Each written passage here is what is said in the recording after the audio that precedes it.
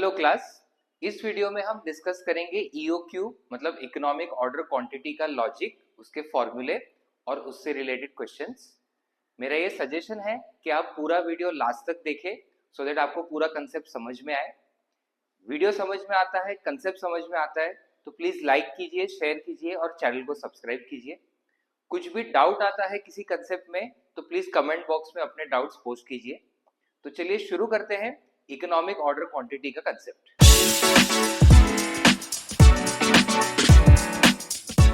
पहले तो economic order quantity का मीनिंग समझते हैं। तो एक एग्जांपल लेंगे। से फॉर एग्जांपल रेगुलर बेसिस पे हमको घर पे लगते हैं वेजिटेबल्स, सब्जियां। अब अपने पास दो ऑप्शंस है।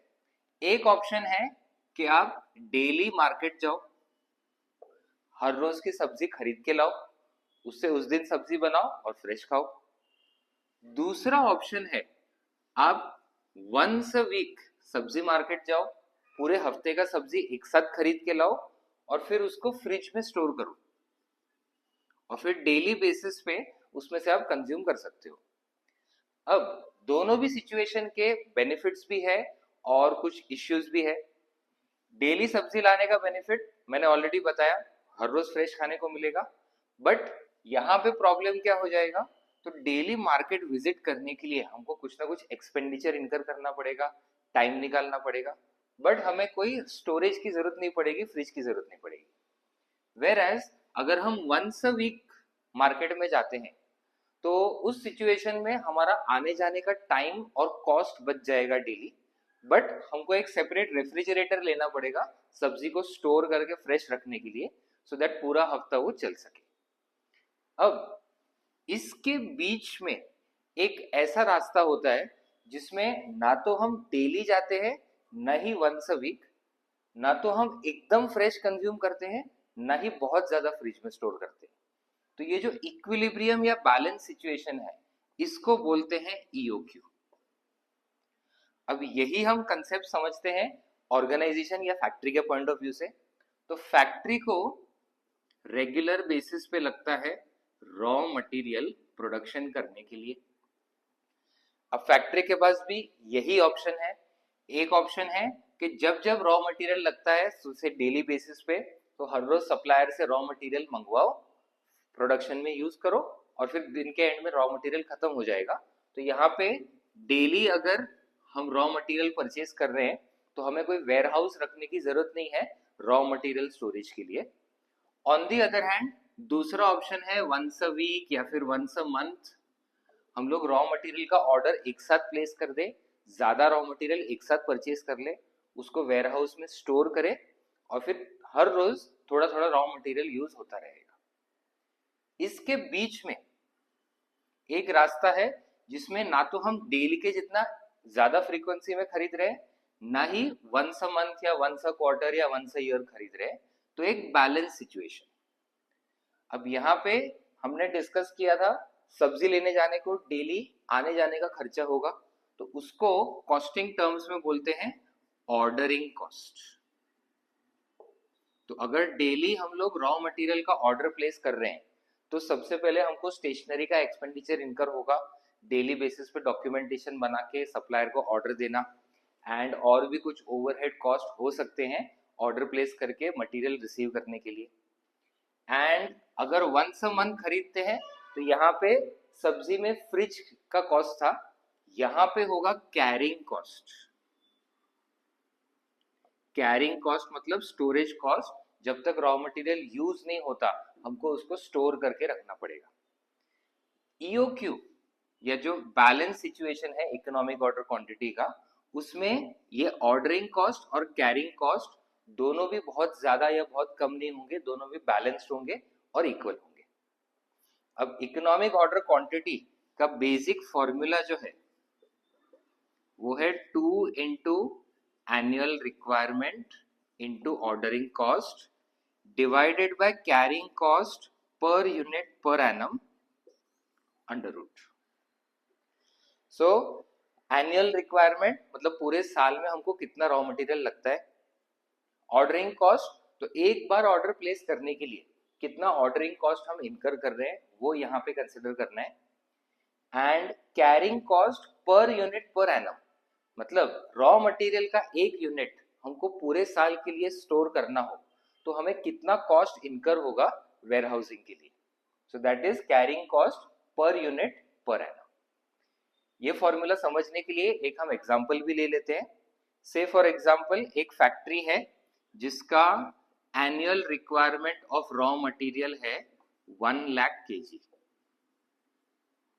एंड ऑर्डरिंग कॉस्ट, तो हर बार जब हम ऑर्डर प्लेस करते हैं तो से हम लोग 50 रुपीज का कॉस्ट इनकर करते हैं पर order, and carrying cost per unit per annum, तो से 2 रुपीज पर एनम का कॉस्ट इनकर होता है अगर हमको 1 KG of raw material store करना हो तो उस सिचुएशन में अपना EOQ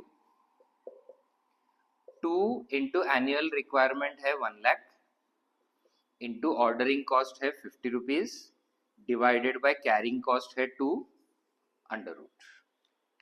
सो यहाँ पे 1 lakh into 2 into 50 divided by 2 का root comes to 2236 2236 kg। That means at a time हमको 2236 kg का ऑर्डर प्लेस करना चाहिए। ये यूज हो जाने के बाद नेक्स्ट ऑर्डर वापस 2236 kg का ही होना चाहिए। ऐसा अगर हम लोग करेंगे तो ना तो हमारा ऑर्डरिंग कॉस्ट ज्यादा होगा ना कैरिंग कॉस्ट ज्यादा होगा, दोनों जो है वो बैलेंस हो जाएगा।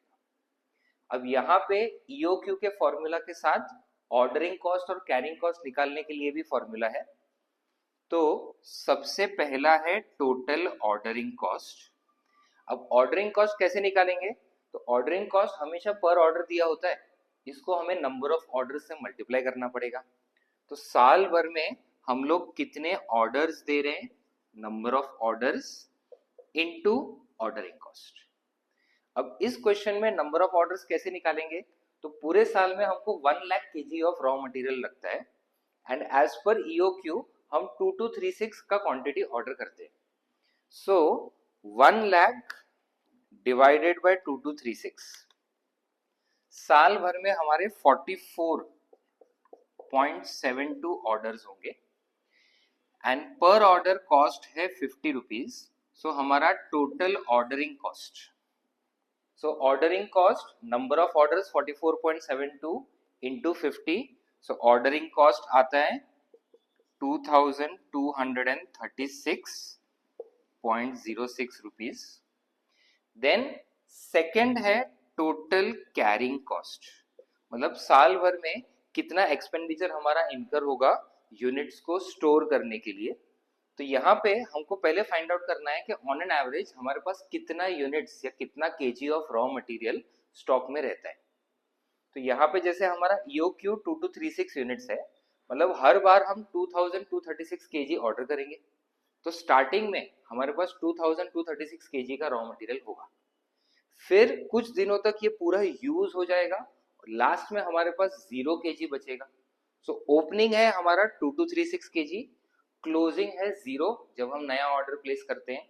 तो एवरेज जो है 2236 प्लस 0/2, इसका मतलब है EOQ प्लस 0 मतलब EOQ/2, ये हो जाता है हमारा average stock into carrying cost per unit per annum. तो यहाँ पे total carrying cost 2236 divided by 2 into carrying cost है 2 रुपीज पर यूनिट, तो ये 2 कैंसिल होके 2236.06 ही आएगा। तो यहाँ पे एक इंपॉर्टेंट ऑब्जर्वेशन है कि जब भी कोई भी फैक्ट्री EOQ पे ऑपरेट करती है तो उसका ऑर्डरिंग कॉस्ट और कैरिंग कॉस्ट हमेशा इक्वल होता है। दोनों इक्वल इसीलिए है बिकॉज हम लोग बैलेंस सिचुएशन में है, ना तो हम लोग बहुत ज्यादा फ्रीक्वेंटली ऑर्डर प्लेस कर रहे हैं, ना तो हम लोग ऑर्डर के बीच में बहुत ज्यादा गैप्स रख रहे हैं।